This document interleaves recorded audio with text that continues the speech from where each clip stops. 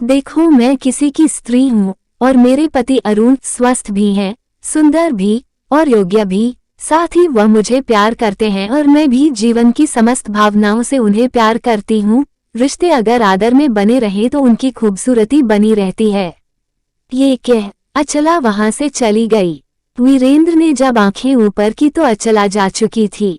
वो वहीं धम से बैठ गया। वीरेंद्र सोचने लगा और उस दिन को याद करने लगा कि जब वो एमए प्रीवियस की परीक्षा का अंतिम पेपर करके लौटा था तो उसके डॉस में नए किराएदार आ बसे थे। नाम था अरुण, उनकी पत्नी का नाम था अचला। उसे बहुत दिनों बाद पता चला था। धीरे धीरे डॉसियों से घनिष्ठता बढ़ी, एक दूसरे के घर आना जाना हुआ। एक दिन वीरेंद्र ने अचला से कहा, आप मुझे बहुत अच्छी लगती हैं। तब अचला का जवाब था, मुझसे अच्छी तो शहर में और बहुत सी मिल जाएगी, पर जब पास ही मिले तो दूर जाने की क्या आवश्यकता है। अचला ने कहा, संबंधों की डोर बहुत कोमल होती है, आपको मेरे लिए ऐसी भावना नहीं रखनी चाहिए। मैं किसी की पत्नी हूँ, कृपया कर आप यहाँ से चले जाए। इतना कह अचला चुप हो गई थी। वीरेंद्र कह तो गया, लेकिन अचला की नाराजगी देख चुपचाप वापस चला गया कि कहीं बात बिगड़ न जाए। अरुण ने डॉसी के लड़के वीरेंद्र की हरकत उड़ते उड़ते सुनी थी। ऑफिस से घर आने पर अचला से पूछा, वीरेंद्र ने कभी तुमसे कुछ कहा था? अचला डर गई। कहा था, तुमने मुझसे पहले क्यों नहीं कहा? क्या कहती? उसकी वजह से मेरा आपका झगड़ा हो जाता। बच्चा था, मैंने डांट दिया। अरे बताना तो था। इस तरह के लड़कों को मैं बखूबी समझता हूँ। उसे कभी घर में न घुसने दिया करो, दरवाजा बंद रखा करो। पति की चेतावनी के बाद अचला दरवाजा बंद ही रखती। एक दिन दोपहर में वीरेंद्र दरवाजा खुला देखकर अचला के पास आया। अचला घर के कामों में व्यस्त थी। कुछ आहट होने पर मुड़ी। वीरेंद्र को देखकर गुस्से से बोली, कृपया कर आप यहाँ से चले जाए। वीरेंद्र वक्त की नजाकत को देख चला गया। अगले दिन वीरेंद्र ने दरवाजा खटखटाया। अचला ने ये सोच पता नहीं कौन है, दरवाजा खोला। वीरेंद्र को देख अचला सकपका गई और कहा, तुम्हें यहाँ नहीं आना चाहिए। मैं पहले भी कई बार कह चुकी हूँ, केवल 1 मिनट अपने आप को देख लेने दो, अभी चला जाऊंगा। इस प्रकार वीरेंद्र रोज कोई न कोई बहाने से आने लगा और अचला नाराजगी दिखाती रही।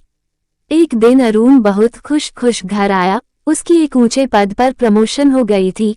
उसने अचला से कहा, अचला भी बहुत खुश थी। इस खुशी में दोनों शाम के समय पिक्चर देखने गए। अगले दिन अरुण की तबीयत कुछ ठीक नहीं थी। ऑफिस से जल्दी उठ शाम होने से पहले ही घर पहुंच गया। दरवाजा खटखटाया, दरवाजा नहीं खुला। अचला ये सोच वीरेंद्र होगा बैठी रही। अरुण के फोन पर, अरे क्या हम बाहर ही खड़े रहेंगे? अचला भागी आई और दरवाजा खोला। आप इतनी जल्दी? वो तबीयत ठीक नहीं। कुछ समय बाद अरुण ने अचला से पूछा, उस दिन से वीरेंद्र यहाँ आया तो नहीं? बात का उत्तर ना देकर अचला ने कहा, आपकी तबीयत अब कैसी है? अभी ठीक नहीं। इधर उधर की बातों में बात आई गई हो गई थी।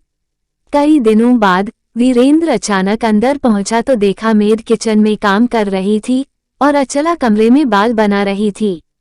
उसने एक क्षण कुछ सोचा और बड़ी फुर्ती से अचला को अपने बाहुपाश में जकड़ लिया। अचला सकपका गई और सोच में पड़ गई। फिर शरीर की पूरी ताकत लगाकर उसे पीछे धकेलकर भागकर एक कमरे में चली गई। दरवाजा बंद कर अंदर से चटकनी लगा दी। वीरेंद्र अपनी इस हरकत से बुरी तरह घबरा गया। वह बाहर आया।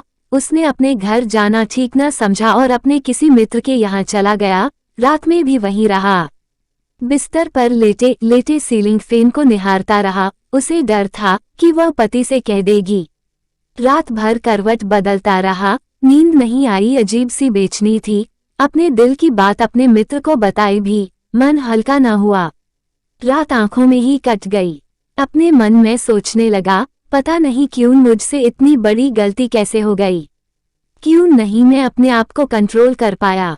अचला को देखकर पता नहीं मुझे क्या हो जाता है। खुद से सवाल करता रहा। रोज की तरह अरुण जब घर आया तो देखा अचला कुछ डरी डरी सी परेशान है। अरुण के पूछने पर अचला ने डरते कहा, आज वीरेंद्र आया था क्या? डरते हुए, हाँ, मेड काम कर रही थी। दरवाजा पूरी तरह से बंद नहीं था। वो सीधा कमरे में घुस आया और मुझे बाहों में भर लिया। उसकी ये मजाल मैंने धकेल कर अपने आपको उसकी गिरफ्त से छुड़ाया और कमरे में जाकर अंदर से दरवाजा बंद कर दिया। ये बात तुम मुझे मेरे पूछने पर बता रही हो। तुमने मुझे पहले से क्यों नहीं बताया? आपको गुस्सा आ जाता, फिर आप खाना भी नहीं खाते। किसी स्त्री के साथ यह घटना उसके पति के लिए बहुत बड़ी बात है। उसकी यह मजाल, आज मैं उसे छोड़ूंगा नहीं। नहीं, आप ऐसा कुछ नहीं करेंगे। उसके पिता से कह देना और आप भी डांट देना, वरना लोग सुनेंगे तो मुझ पर उंगली उठेगी। अगले दिन वीरेंद्र जब घर पहुंचा तो उसके पिता ने उसे बहुत मारा। अरुण ने भी अपना डर बैठाया, कहा, मैं तुम्हारे पिता की बहुत इज्जत करता हूँ, वरना मैं तुम्हें पुलिस के हवाले कर देता। तुम शरीफ लोगों के बीच में रहने योग्य नहीं। वीरेंद्र ने सब कुछ सहा। वह इस हालत के लिए खुद दोषी था। गर्दन झुकाकर खड़ा रहा। माँ ने तो ये तक कह दिया, मरे वह तेरी चाची के बराबर है। आसानी से मिलने वाली वस्तु हमें पसंद नहीं आती और जो प्रयास करने पर भी नहीं मिलती, हम और लालायत हो उठते हैं। इस घटना से वीरेंद्र का प्यार अचला के प्रति और बढ़ गया। अब वह चिलचिलाती धूप में अपनी ऊपर की छत पर सिर्फ अचला को देखने के लिए खड़ा रहता। माँ बाप बेटे की इस दीवानगी को देखकर बहुत भड़के। अचला भी वीरेंद्र का ये रूप देखकर सहम गई। उसने अपने आप को घर में कैद कर लिया। गर्मी के दिन थे, घर में कमरे का पंखा काम नहीं कर रहा था। अरुण ने ऑफिस जाते समय इलेक्ट्रिशियन को कंप्लेंट लिखा दी थी। अचला गर्मी की वजह से परेशान थी, बार बार पसीना पहुंच रही थी। डोरबेल होने पर सोचा कि इलेक्ट्रिशियन होगा। उठी, पसीना पहुंचते पहुंचते दरवाजा खोला। वीरेंद्र को देखकर चौंक गई और कहा, अब क्या है?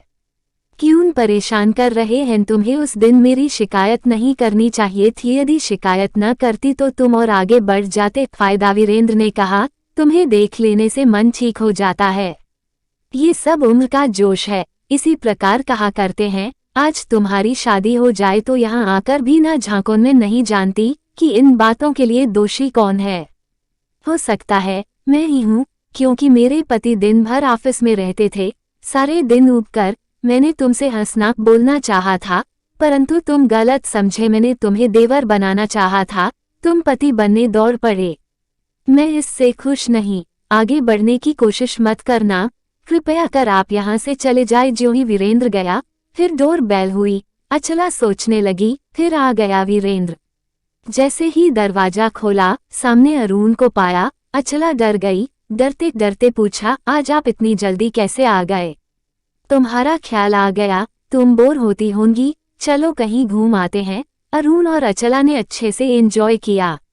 समय अपनी रफ्तार से बीतता गया। वीरेंद्र ने अपनी पढ़ाई पूरी की और एक बड़ी कंपनी में अच्छी तनख्वाह पर नौकरी मिल गई।